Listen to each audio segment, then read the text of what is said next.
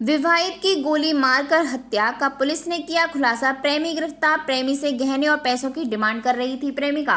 आरोपी प्रेमी ने सिर व सीने में मारी थी 2 गोलियां। 9 सितंबर को फरे थाना इलाके के जमालपुर के जंगलों में हुई विवाहित की हत्या का पुलिस ने खुलासा कर दिया। आरोपी प्रेमी रंजित मिस्त्री निवासी सादलापुर थाना सासनी जिला हाथरस को गिरफ्तार कर जेल भेज दिया। आरोपी के कब्जे से पुलिस ने आला कत्ल 315 बोर का तमंचा और कारतूस, महिला का टूटा हुआ इंटेक्स कंपनी का मोबाइल, मोटरसाइकिल बरामद की है।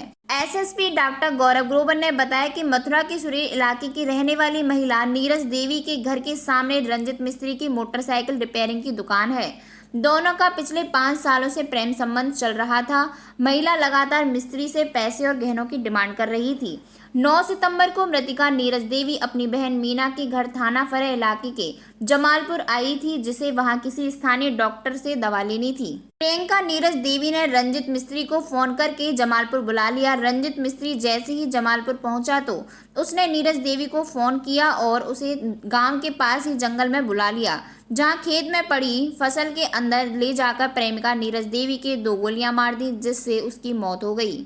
घटना क्या थी? 9 सितंबर को मथुरा के फरे थाना क्षेत्र के गांव जमालपुर में खेत में एक विवाहित का रक्त रंजित शव पड़ा मिला।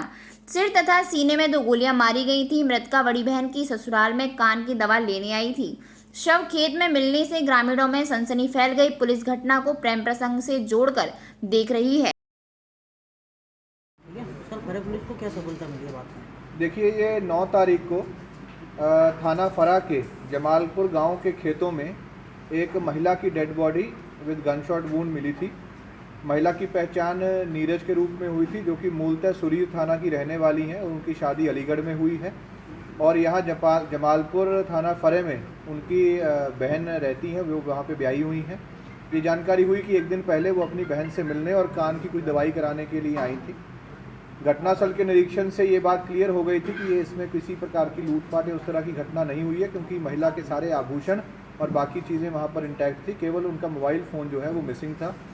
इसके आधार पर जब बाकी लोगों से पूछताछ की गई, ससुराल पक्ष या वहाँ से भी जानकारी की गई, उनके पति से भी जानकारी निकल के आई कि नीरज नाम की जो महिला मृतका है, उनके संबंध एक रंजीत नाम का व्यक्ति, जो कि उनके ससुराल के घर के सामने मिस्त्री का काम करता है, उससे काफ़ी सालों से थे और ये बात उनके घर वालों को भी पता थी। इसी लाइन पर काम करते हुए इसमें जो रंजीत है उसकी अरेस्टिंग हुई है। पूछताछ में उसने ये बात बताई है कि काफ़ी सालों से इस महिला के उसके साथ संबंध हो गए थे। अभी ये महिला उससे पैसे और बाकी आभूषणों की डिमांड करती थी। उसी को पूरा करने में उसके ऊपर काफ़ी कर्ज भी हो गया था। उसके द्वारा ही इसको यहाँ पर बुलाया गया था। फिर ये लोग इसमें खेतों में जाकर के मिले थे। उस समय पर भी महिला द्वारा कुछ आभूषण और पैसे की डिमांड की गई थी।